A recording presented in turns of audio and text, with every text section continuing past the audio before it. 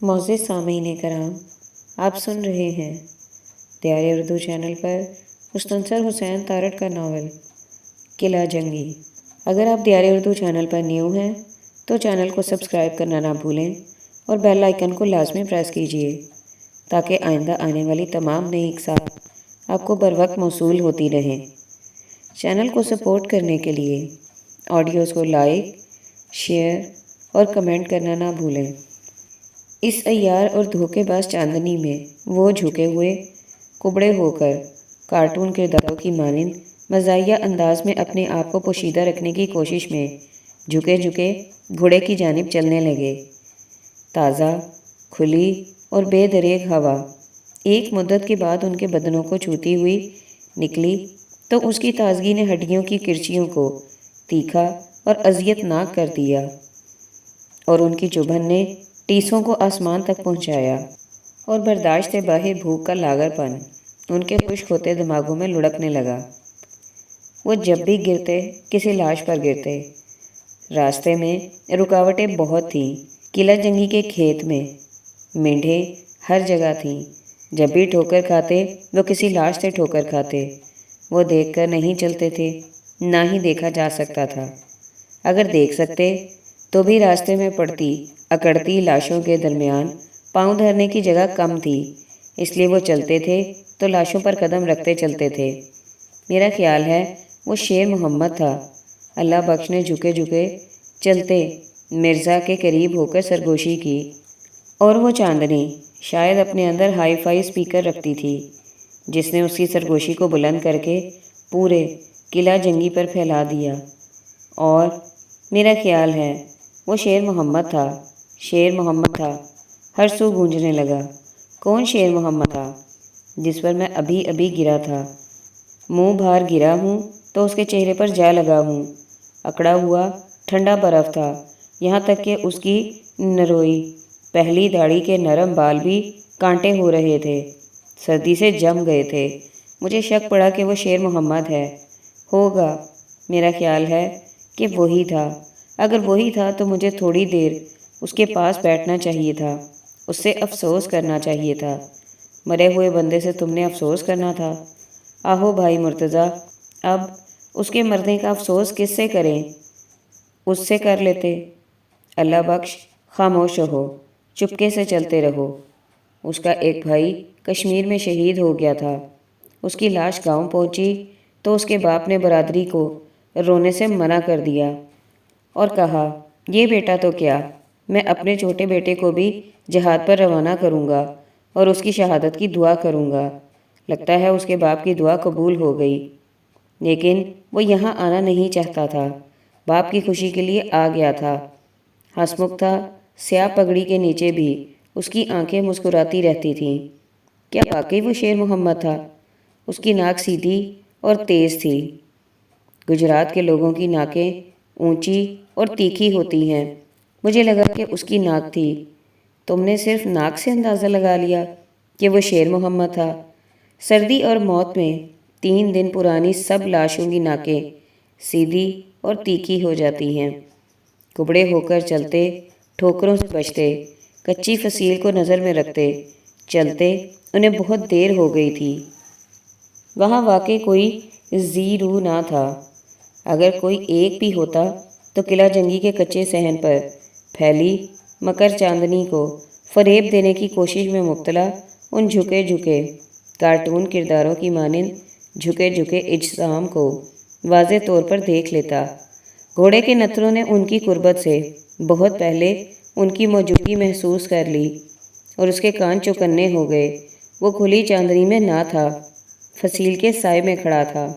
وہ قریب ہوئے تو گھوڑے نے سر اٹھایا۔ اس کی تھوتنی پر جمے ہوئے خون کی پپڑیاں چمٹی ہوئی تھیں اور اس کی آنکھیں مردہ تھیں۔ مردوں کو دیکھ دیکھ کر اس کی آنکھیں مردہ ہو چکی تھیں۔ اس کی باگیں گردن سے لٹکتی مٹی کو چھو رہی تھیں۔ وہ رک گئے۔ گھوڑا سر اٹھائے انہیں بغیر کسی رد عمل کے مردہ آنکھوں سے تکتا رہا۔ ٹھہرو، جانی پیچھے رہ گیا تھا۔ وہ لنگڑاتا ہوا ان کے پاس پہنچا اور رک گیا۔ وہ سب دیکھ نہیں سکتے تھے، لیکن جانی کی آنکھوں میں ایک عجیب سی الفت اور آسودگی آئی جب اس نے گھوڑے پر نظر ڈالی۔ اس کے چہرے سے بھوک کی نکاہت زائل ہو گئی اور وہ تر و تازہ دکھائی دینے لگا۔ وہ لنگڑاتا ہوا آگے ہوا اور گھوڑے کی پشت پر ایک ہلکی سی تھپکی دی۔ ہو، اس نے زیر لب کہا۔ پشت کے ماس میں اس لمس سے ایک تھرتھراہٹ تیری اور وہ تھوتنی اٹھا کر ہنہنایا۔ دم بخود چاندنی نے اس کی ہنہناہٹ کو بھی دو چند کر کے قلعہ جنگی کے پورے صحن پر نشر کر دیا۔ جانی، گھوڑے کو مت تھپکو، مجھے گھوڑوں کے بارے میں مت بتاؤ۔ جانی نے گھوڑے کی پشت پر سے ہتھیلی اٹھائے بغیر غصے سے کہا، میں بچپن سے گھوڑوں کے ساتھ کھیلتا آیا ہوں۔ امریکہ میں میرا اپنا ایک ذاتی پونی تھا، براؤنی۔ میں گھوڑوں کو جانتا ہوں۔ تم رائڈنگ آؤٹ فٹ میں ملبوس امریکہ کے سبزہ زاروں میں دلکی چلتے گھریلو قسم کے گھوڑوں کو جانتے ہو جانی۔ گھوڑے ہر جگہ گھوڑے ہوتے ہیں۔ نہیں، قلعہ جنگی کے اوپن ایئر قبرستان میں لاشوں کو چاٹتے گھوڑے کچھ اور ہوتے ہیں۔ شٹ اپ ہاشم میر، اور مجھے پلیز ڈسٹرب نہ کرو۔ میں اس جانور کو جاننا چاہتا ہوں۔ یہ میرے براؤنی سے مختلف نہیں ہو سکتا۔ جبکہ جانی، جان واکر، عبدالحمید، سلمان فارسی گھوڑے کی پشت کو آہستہ آہستہ پیار سے سہلاتا تھا۔ وہ رینگتے ہوئے ایک تجسس میں مبتلا کچی فصیل میں ہتھیار جمانے کے لیے جو رکھنے اور محرابیں تھیں ان تک چلے گئے۔ گھوڑا جانی کی سپرداری میں تھا اور وہ متجسس تھے کہ فصیل کے پار اس سمے کیا دکھائی دے رہا تھا۔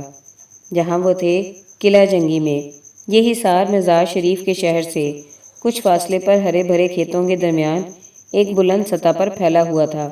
انہوں نے قریب ہو کر رکھنوں اور محرابوں سے اپنی آنکھیں لگائیں تو مزار شریف کی روشنیاں صحرا کے سراب جھلملاتی مکر چاندنی میں سرایت کرتی ان تک آئیں، اور ان میں روشنی کا جو سب سے بڑا جمگٹا تھا وہ اس شاندار نیلی اینٹوں والی گنبدوں میں ابھری ہوئی عمارت میں سے جنم لیتا تھا جس کے بارے میں روایت تھی کہ وہ حضرت علی کا مرکز ہے، اور اس روایت نے ایک خواب سے جنم لیا۔ کہا جاتا تھا کہ بلخ شہر جو مولانا روم کی جنم بھومی تھا، وہاں کے ایک پارسا کو کئی راتوں تک مسلسل ایک خواب میں حضرت علی بلخ سے کچھ فاصلے پر اپنی آخری آرام گاہ کی نشاندہی کرتے رہے، اور جب اس مقام پر کھدائی کی گئی تو وہاں سے حضرت علی کے ہاتھوں کا لکھا ہوا ایک قرآن پاک اور چند ہڈیاں برآمد ہوئیں، اور پھر اسی مقام پر ان کا مزار تعمیر کیا گیا۔ یہ مزار شریف خلق خدا کی توجہ اور عقیدے کا محور ہوا، اور یہاں اس بستی کا ظہور ہوا اور بلخ کا قدیم شہر لاوارث ہو کر اجڑ گیا۔ رکھنوں، محرابوں اور کچے قلعے کی برجیوں میں سے وہ اس مزار کی عمارت سے اٹھنے والی روشنیوں کو تکتے تھے۔ یہ روشنیاں طالبان نے گل کر دی تھیں کیونکہ وہ انہیں بدعت سمجھتے تھے۔ جانی بدستور گھوڑے کی پیٹھ تھپکتا اسے دلاسے دیتا تھا، اور اس مزار شریف سے پرے جہاں کبھی ہزاروں آتش کدے روشن ہوا کرتے تھے، وہاں بلخ کے کھنڈر تاریکی کی عطا گہرائیوں میں گم تھے۔ شاید یہ ان کا وہم تھا، ان کا جو محرابوں اور رکنوں میں سے جھانکتے تھے کہ جس گنگ اور نابینا سیاہی کا کھنڈر راج تھا، وہاں ادھر انہیں ایک شعلہ دکھائی دیتا تھا۔ ان سب کی آنکھوں میں وہ ایک وہم، ایک شعلہ جو بلخ کے کھنڈروں میں روشن تھا، بھڑکتا تھا، اگرچہ یہ ممکنات میں بھی ممکن نہ تھا کہ وہاں ابھی تک زرشت کی آگ جل رہی ہو۔ اس کا عقیدہ کچھ بھی ہو یا بے شک لا مذہب ہو، ہر نفس کسی نہ کسی آگ کا پجاری ہوتا ہے اور اس آگ میں جل مرنا چاہتا ہے، اس میں بھسم ہو کر رفتوں تک رسائی حاصل کرنا چاہتا ہے، تصور کامل تک۔ آتش کدہ بلخ پر بے شک تاریکی حکمران تھی، اتنی سیاہ کہ اس پر چاندنی بھی اثر نہ کرتی تھی، لیکن قلعہ جنگی کے رکھنوں اور محرابوں میں آنکھیں رکھنے والوں کو شائبہ ہوتا تھا کہ وہاں آگ ہے۔ یارا عبدالوہاب، ادھر جو اتنا روشنی کا چکا چوند ہے، مزار شریف میں تو یارا اس وقت ادھر لوگ مزہ کرتا ہے، ٹیلی ویژن دیکھتا ہے اور ریڈیو سنتا ہے اور ناچتا گاتا ہم پر فتح کا جشن مناتا ہے۔ ہم اگر یہاں سے نکل کر نیچے چلا جائے اپنی سیاہ پگڑی اتار کر تو ہم بھی مزہ کر سکتا ہے، زندہ سلامت رہ سکتا ہے کہ نہیں؟ نہیں گل شیر ولی، ہم زندہ نہیں، مر چکے ہیں، دوبارہ زندہ نہیں ہو سکتے۔ ہم ان کے ہم وطن نہیں، غیر ہیں۔ انہوں نے ہمارے طالبان اور شمال والوں نے پھر سے گھل مل جانا ہے، لیکن نیچے جو مزار شریف کے شمالی ہیں وہ ہمیں معاف نہیں کر سکتے۔ طالبان کو معاف کر دیں گے، وہ ہمیں زیادہ ذمہ دار سمجھتے ہیں۔ انہوں نے ہمارے ہاتھ پاؤں باندھ کر سر میں گولی مار کر غلاظت کے ڈھیروں پر پھینک دینا ہے کہ ہم وہ غیر لوگ تھے جو اپنے ملک چھوڑ کر ان کے ملک میں اپنے خواب پورے کرنے آئے تھے۔ انہوں نے ہمارے ساتھ مشاورت بھی نہیں کی۔ ہمارے طالبان بھائیوں نے اور اپنے شمالیوں کے ساتھ قندوز کے بعد ہتھیار ڈال دینے کا معاہدہ کر لیا۔ چیچی بولا اور اس کے لہجے میں کڑواہٹ تھی۔ چیچی، مرتضی بیگ نے محراب سے آنکھیں ہٹا کر اس کی جانب دیکھا، لیکن وہ فصیل کے سائے میں تھا، وہ نظر نہیں آ رہا تھا۔ چیچی، ہم ان کے لیے تو نہیں، اپنے لیے یہاں آئے تھے، وہ ہم سے کیوں پوچھتے؟ بھائی مرتضی، مجھے یاد آتا ہے، مجھے گھر یاد آتا ہے، ماں یاد آتی ہے۔ آخری وقت میں یہ سب کچھ یاد آیا کرتا ہے۔ اللہ بخش، ہم جنت میں جائیں گے نا؟ ہمیں مرنے کے بعد بھی رزق ملے گا نا؟ ہم جائیں گے تو شمال والے بھی ہمارے پیچھے پیچھے چلے جائیں گے، وہ بھی تو ہماری طرح شریعت کے پابند ہیں، مسلمان ہیں۔ ہاشم میر نے ایک شمالی پر فائز کیا اور پھر اس کے نزدیک ہوا یہ جاننے کے لیے کہ وہ مر چکا ہے یا نہیں، تو اس کی سفید داڑھی جو ابلتے خون سے سرخ ہو رہی تھی اس کے لبوں کے ساتھ ہل رہی تھی اور وہ کلمہ پڑھ رہا تھا۔ مجھے ڈر آ رہا ہے آئندہ سے، میں گھر جانا چاہتا ہوں۔ ہمارا وہی گھر ہے، وہ تہہ خانہ جس میں ہم اپنے آپ کو چھپائے ہوئے ہیں، اور اگر ہم اس گھوڑے کو جس کے ساتھ جانی لاڈ پیار کر رہا ہے تہہ خانے میں نہیں لے جاتے تو کل تک زمین کے رزق سے بے نیاز ہو جائیں گے، اور آسمانوں کا رزق کا کیا پتہ ملتا ہے یا نہیں ملتا۔ اس لیے 2-4 دن کی زندگی کے لیے گھوڑے کو لے چلو۔ آؤ۔ گھوڑا سدھایا جا چکا تھا، جانی اس کی پشت پر تھپکی دیتا تھا تو وہ جواب میں تھوتنی اٹھا کر اپنی مسرت کا اظہار کرتا تھا۔ اب بے شک اس کی باگیں تھام لو، یہ تمہارے پیچھے پیچھے چلا آئے گا۔ جانی نے ایک آخری تھپکی دی تو گھوڑا ایک بار پھر ہنہنایا۔ چاندنی کے سفید رتھ پر سوار اس کی ہنہناہٹ شاید بلخ کے آخری آتش پرست کے سامنے جلتی آگ تک گئی، اور اس کے شعلے میں ایک نامعلوم سے لرزش نے جنم لیا۔ ہاشم نے آگے بڑھ کر اس کی باگیں اٹھائیں اور اس سے پیشتر کہ وہ اس کے نتنوں کو اذیت دیتی، وہ سر جھکا کر اس کے پیچھے چلنے لگا، لنگڑاتا ہوا چلنے لگا۔ وہ زخمی تھا، اگر وہ صحت مند بھی ہوتا تو لاشوں کو ٹاپتا، انہیں ہر قدم پر اپنے سموں کے آگے پا کر جھکتا، لنگڑاتا ہی معلوم پڑتا۔ وہ شیر محمد ہی تھا۔ ان کے عقب میں سے اللہ بخش کی آواز ان تک آئی اور انہیں پہلی بار احساس ہوا کہ وہ ان سے بہت پیچھے رہ گیا تھا۔ گھوڑے کی باگ ہاشم کی زخمی انگلیوں کو اذیت دے رہی تھی۔ شیر محمد کی آواز سن کر اس نے اپنی گرفت ڈھیلی کر دی۔ وہ ایک ماہر ایتھلیٹ کی مانند لاشوں پر سے کودتا، اپنی نکاحت اور پیپ بھرے زخم فراموش کرتا، بھاگتا، ٹاپتا چلا آ رہا تھا۔ وہ شیر محمد ہی تھا۔ آہو، وہ اپنے ہیجان میں اور پھولے ہوئے سانس میں بے ربط ہو رہا تھا۔ مجھے یاد تھا کہ فصیل کی جانب جاتے ہوئے میں کہاں اور کس پر گرا تھا۔ واپسی پر میں نے اس کے پاس بیٹھ کر اسے غور سے دیکھا ہے۔ وہ دانت نکو سے ہونٹ سکیڑے مرا پڑا تھا۔ شکر ہے اس کا کوئی دانت سونے کا نہ تھا، اور میں نے اسے پہچان لیا۔ Shut up Allah Bakhsh, keep quiet. تم گھوڑے کو نروس کر دو گے۔ پتہ ہے جانی کیسے پہچان لیا؟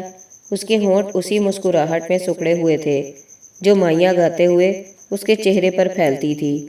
میں نے اسے ہلا جلا کر دیکھا ہے، اس کے ہاتھ بھی پشت پر بندھے ہوئے تھے اور میں نے کھول دیے۔ اپنے ایک بیلی کے لیے اتنا تو کرنا چاہیے۔ ویسے اسے مرتے ہوئے زیادہ تکلیف نہیں ہوئی ہوگی۔ اس کا جسا بہت بھاری ہو رہا تھا، مردہ ہونے سے بھی اور مشین گن کی درجنوں گولیوں کے بھار سے بھی۔ تو وہ دوسروں کی طرح سسک سسک کر نہیں مرا، یکدم مر گیا ہوگا، اسے تکلیف نہیں ہوگی۔ میرا جی چاہتا تھا کہ اسے گھسیٹ کر اپنے ساتھ تہہ خانے میں لے چلوں، پر سکت نہیں تھی، وہ بہت بھاری ہے۔ میں بہت خوش ہوں کہ میں نے اسے پہچان لیا ہے۔ وہ صحن کے عین درمیان میں بھوتوں کی طرح چاندنی میں کھڑے تھے۔ گھوڑے نے بھی اپنے کان ہلائے تھے، جیسے اللہ بخش کی یا گوئی میں دلچسپی لے رہا ہو۔ یہ سستانے کا ایک بہانہ بھی تھا۔ ان سب کی مکمل چپ سے اللہ بخش کا شیخ محمد کو پہچان جانے کا جوش یکدم ٹھنڈا پڑ گیا، اور کچھ دیر کھانسنے کے بعد وہ بھی چپ ہو گیا۔ دھول پٹے بیکار ہو چکے کیڑوں کی خوراک، سینکڑوں سرد اجسام کے درمیان مکر چاندنی میں نہائے ہوئے وہ سب اور گھوڑا مکمل چپ میں حنوط کھڑے تھے، جیسے سنگی مجسمے ہوں، موت کی آرٹ گیلری میں نمائش پر ہوں۔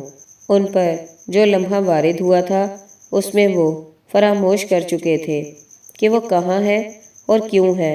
اس لمحے وہ مٹی میں اٹی ہوئی بے انت لاشوں جتنے ہی بے جان اور مردہ تھے، سانس بھی نہ لیتے تھے، کسی طلسم کے سائے میں تھے، بت ہو چکے تھے، چپ کے سکوت میں بے جان بے حس تھے۔ انہیں کسی مجسمہ ساز نے اسی حالت میں تراش دیا تھا۔ ایک گھوڑا اور اس کے آس پاس چیتڑوں میں ڈھکے ان ڈھکے دریدہ بدن، قبل از تاریخ کے چند انسان جو ابھی تو اتنے لاغر تھے کہ قدم قدم پہ ڈھہ جاتے تھے، اور اب ایک مدت سے یوں کھڑے تھے جیسے ان کی تصویر بن گئی ہو، اور وہ جس حالت میں تھے اس میں تھم گئے ہوں۔ دھول بیٹھ چکی تھی، وہ مر چکے لوگوں کے نتنوں اور آنکھوں میں بھر چکی تھی۔ لاشوں کے اوپر جو فضا تھی وہ صاف شفاف اور سرد تھی۔ اس میں اگر کوئی سانس لینے والا ہوتا تو ایک نتھرا ہوا سانس لے سکتا تھا۔ چاندنی کے بے حساب مکر میں وہ سب اور گھوڑا شاید کئی صدیوں تک سکوت میں رہے، اور پھر وہ یکدم وارد ہونے والا لمحہ یکدم دفن ہوا، اور اس کی قبر میں سے موسیقی اور والہانہ گیتوں کی آواز باہر آئی اور ان سب کے گرد پھیلنے لگی۔ گھوڑا سب سے پہلے اس سکوت میں سے باہر آیا اور گردن اٹھا کر آہستگی سے ہنہنایا۔ اس کے ہنہنانے سے یہ طلسم ٹوٹا اور وہ سب بھی زندہ ہو گئے۔ کچے روزنوں اور محرابوں میں سے موسیقی کی مدھم دھنیں گزرتی تھیں، اور قلعہ جنگی کے صحن میں پھیلی مکر چاندنی کے سہارے ان تک پہنچتی تھیں۔ وہ پھر سے زندہ ہوئے، مجسمے کے روپ بہروپ سے باہر سکوت ترک کر کے آئے تو پھر سے چلنے لگے۔ گھوڑے کے پیچھے پیچھے چلنے والوں کو آسانی یہ تھی کہ وہ اب لاشوں پر چلتے، ٹھوکر نہیں کھاتے تھے۔ جہاں گھوڑا جھک کر پاؤں اٹھاتا وہ بھی احتیاط کرتے تھے، لیکن ایک کائناتی خاموشی کے بعد ان کے کانوں میں جو موسیقی لہریں لیتی در آئی تھی، اس نے انہیں زندگی کے قریب کر دیا۔ جانی اس کی نامانوس دھن پر سر ہلاتا جا رہا تھا۔ ایک عرصے کے بعد اس نے موسیقی کو اپنے اندر اترنے دیا تھا، اگرچہ اسے پشیمان ہونا چاہیے تھا کہ ایک حرام شے اس کے اندر اتر رہی ہے، لیکن وہ سر ہلاتا چلا جا رہا تھا کہ اس کا حالت کفر میں مبتلا بدنی نظام اسے بے اختیار کرتا تھا۔ اس نے رکے بغیر مرتضیٰ کو مخاطب کیا، موسیقی کے ساتھ جو گیت سنائی دے رہے ہیں، کیا تم ان کو سمجھ سکتے ہو؟ یہ ہم سے کیا کہتے ہیں؟ یہ ہم سے کچھ نہیں کہتے امریکی۔ مرتضیٰ نے اپنی داڑھی میں انگلیوں سے کنگھی کرتے ہوئے کہا۔ بالوں میں کسی زخم کی کھرچن سخت ہو رہی تھی۔ یہ گیت بھی نہیں جانتے کہ ہم یہاں ابھی تک زندہ ہیں۔ یہ صرف دو زبانوں میں ہو سکتے ہیں، پشتو میں یا پھر فارسی میں۔ تو پھر یہ فارسی میں ہوں گے۔ شمال والے گا بجا رہے ہیں۔ اگر یہ پشتو میں ہوتے تو اس کے چند لفظ میں بھی سمجھ لیتا ہوں۔ تمہارے ہاں فارسی کو ایک کلاسیکی زبان کی حیثیت سے تو پڑھا جاتا ہے، میں یہ بھی جانتا ہوں۔ ویسے میں نے بھی فارسی تو थोड़ी बहुत पढ़ी थी स्कूल में।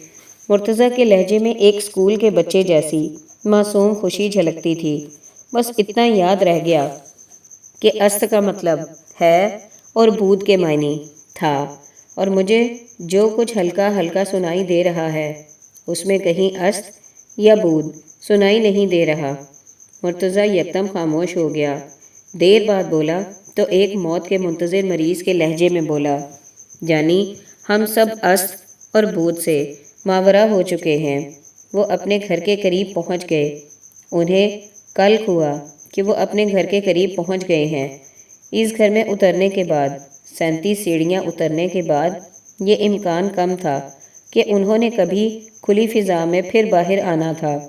बेशक किला जंगी की खुली फ़िज़ा में मुर्दों के ताफुन से उठने वाली नाकाबिले बर्दाश्त बदबू राज करती थी, फिर भी उन्हें कल हुआ जैसे दुनिया चाहे कितनी ही अजियतनाक क्यों ना हो, उसे छोड़कर खुद कब्र में उतरने को जी नहीं चाहता।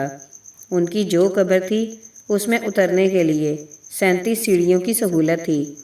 अगर तो सिर्फ खुद से उस कब्र में उतरना होता तो कुछ आसान होता, मगर अपने साथ एक घोड़े को भी उतारना एक ऐसा मसला था जिसका हल फ़िक़्ह की किसी किताब में नहीं था। उन्होंने अपने घर में उतरने से पेशतर एक आखिरी निगाह किला जंगी के सहन पर डाली। वो अब मट्टी भरी सरबरीदा मस्क शुदा उस सहन में बिखरी लातादाद लाशों से मुतासिर ना होते थे, जिन पर अव्वलीन कीड़ों मकोड़ों की आमदोरफ्त शुरू हो चुकी थी कि वो अब उस लैंडस्केप का एक हिस्सा बन चुकी थीं। उनके बगैर शायद वो उसे पहचान भी ना सकते, जैसे लास्ट सफ़र की तस्वीर को हज़रत ईसा और उनके हवारियों के बगैर नहीं पहचाना जा सकता। मज़ार शरीफ की बस्ती से उभर कर इस बुलंद मैदान में उतरने वाली मौसीकी और उसमें गुल मचाती आवाज़ों को उन्होंने आखिरी बार सुना, और फिर घोड़े की पुश्त पर हथेलियाँ जमाकर उसे सीढ़ियों से उतारने के लिए धकेलने लगे, मजबूर करने लगे। घोड़े को आम तौर पर सीढ़ियों से उतरने की तरबियत नहीं दी जाती, इसलिए वो बुरी तरह झिझकते हैं, हिनहिनाते हैं और मुदाफ़ियत करते हैं, पिछली टांगों पर पीछे होते जाते हैं। यही कुछ इस घोड़े ने भी हत्तुल मकदूर किया। अपनी अगली टांगों में जोर भरकर पीछे हो जाने की सही की, इनकारी हो गया, लेकिन उसकी पुश्त और पसलियों पर जमे हाथ बहुत थे। अगरचे उनकी गिरफ्त में नकाहत थी, पर फिर भी बहुत थे। अगर उनमें नकाहत थी तो घोड़े का बदन भी तो लागर और कमज़ोर हो चुका था। वो उन हाथों का कहना मान गया और अपनी टांगों में से सकत खारिज कर दी और धकेला जाने लगा। अटकता, ठोकरें खाता, अगरचे हर सीढ़ी पर झिझकता, खौफ खाता उतरने लगा। उसकी लश्कीली पुश्त पर अभी तो मकर चांदनी का गुबार ठहरा हुआ था, और अभी वो एक अंधेरी गुफा की तारीकी में जाने लगा। पहले तो हर लाश दिखाई देती थी, मगर अब नीचे तय खाने में कुछ दिखाई ना दे रहा था। बेशक वहाँ सहन में लाशें थीं, लेकिन उन्हें भी देखना अच्छा लगता था कि आंखें देखने के लिए होती हैं। हाशिम ने अभी तक उसकी बाग ढीली छोड़ रखी थी, लेकिन अब वो उसे तनाव में लाकर खींचता जाता था और घोड़ा उतरता जाता था। सब ने अपनी अपनी हथेलियाँ हटा ली और वो भी अटकते, ठोकरे खाते नीचे आ रहे थे। चांदनी का गुबार अभी तक उनकी आंखों में ठहरा हुआ था और वो कुछ भी देख ना सकते थे। सब नीचे उतर आए थे, लेकिन गुलशेर वली अभी तक पहली सीढ़ी पर खड़ा चांदनी में था। ओए खाना, अल्लाह बख्श पुकार उठा। ओए खाना ख़राब, ऊपर क्या कर रहे हो? नीचे आ जाओ। मरना है? हाँ यारा, मरना है। उसकी हंसी में एक फातिरुल अकल है जान था। यारा ऊपर या नीचे, मरना है तो बंदा इस काफिर चांदनी में मरे। हम थोड़ा मज़ा करता है, नज़ारा करता है यारा। तीर में भी ऐसा चांदनी हुआ करता था। खान साहब रोमांटिक हो गए हैं हाशिमीर, उसको नीचे ले आओ। मुर्तज़ा के लहजे में तशवीश थी। नहीं आता तो ज़बरदस्ती ले आओ। इतना ऊंचा बोल रहा है कि मज़ार शरीफ तक उसकी आवाज़ पहुंच रही होगी। ज़बरदस्ती करने से घोड़ा तो नीचे चला गया था। मुर्तज़ा भाई, گلشیر ولی نہیں آئے گا، تھوڑا صبر کرو، خود آ جائے گا۔ ادھر اکیلا تو جہاد نہیں کرے گا، پر یارا اس نظارے کو چھوڑ کر نیچے آنے کا کافر دل نہیں مانتا۔ نیچے آ جاؤ گلشیر، مرتضیٰ نے دھمکی دی۔ اگر قلعہ جنگی کے صحن میں چلتے پھرتے ہمیں کسی شمالی نے نہیں دیکھا تو تم چاہتے ہو کہ اب کوئی دیکھ لے؟ نیچے آ جاؤ ورنہ میں خود آتا ہوں۔ میں تو آ جاؤں گا، لیکن ہمارا گورا بھائی جانی کیسے آئے گا جو ابھی تک ادھر لاشوں میں گھومتا ہے؟ جھک جھک کر ان کے مردہ چہروں میں جانے کیا دیکھتا ہے۔ انہیں پہلی بار احساس ہوا کہ جانی بھی ان میں نہیں ہے۔ تاریکی میں کیا پتہ چلتا ہے کہ کون ہے اور کون نہیں ہے؟ وہ گھوڑے کو بھول گئے اور جانی کے بارے میں فکر مند ہو گئے۔ ان سب کے دماغوں میں فطور بھرا تھا۔ یہ فطور نہ ہوتا تو وہ یہاں نہ ہوتے، اپنے اپنے گھروں کی آسائش میں ہوتے۔ اس لیے کسی کو بھی سمجھایا نہ جا سکتا تھا، صرف اس کے بارے میں فکر مند ہوا جا سکتا تھا۔ نیچے اپنے گھر میں پہنچ کر وہ بہت دیر تک نابینا رہے تھے۔ ہاتھ بڑھاتے ایک دوسرے کو چھوتے بھٹکتے رہے تھے، اور پھر آہستہ آہستہ ان کی بینائی لوٹ آئی تھی، اور اب وہ ایک دوسرے کی پہچان کر سکتے تھے، اور انہیں پہلی بار احساس ہوا کہ جانی ان میں نہیں ہے۔ میں اس کا پتہ کرتا ہوں، وہ ہم میں سے زیادہ بہک گیا ہے۔ ابو طالب چیچی تہہ خانے کے کونے میں گرا ہانپ رہا تھا۔ قلعہ جنگی کے صحن میں چلتے چلتے وہ اپنی ہمت صرف کر چکا تھا، پھر بھی اس نے اٹھنے کی کوشش کی۔ نہیں، میں جاتا ہوں۔ عبدالوہاب کے زخم اور بھوک اسے کچوکے دیتے تھے، پھر بھی اس نے اٹھنے کا چارہ کیا۔ یارا میں اس کو آواز لگاتا ہوں، گلشیر نے انہیں تسلی دی۔ شاید وہ بھول گیا تھا کہ اسے ادھر اس تہہ خانے میں اترنا ہے، اس لیے مارا مارا پھرتا ہے۔ نہیں گلشیر، عبدالوہاب ہراساں ہو گیا۔ آواز بلند نہیں کرو، کوئی نہ کوئی سن لے گا۔ نہیں، کیا بات کرتا ہے عرب بھائی؟ ادھر صرف لاش لوگ پڑا ہے اور اس کا کان نہیں سنتا۔ جو کان سنتا ہے وہ ادھر نیچے مزار شریف میں یہاں سے بہت دور ہے، اور وہ خانہ خراب موسیقی سنتا ہے او جانی۔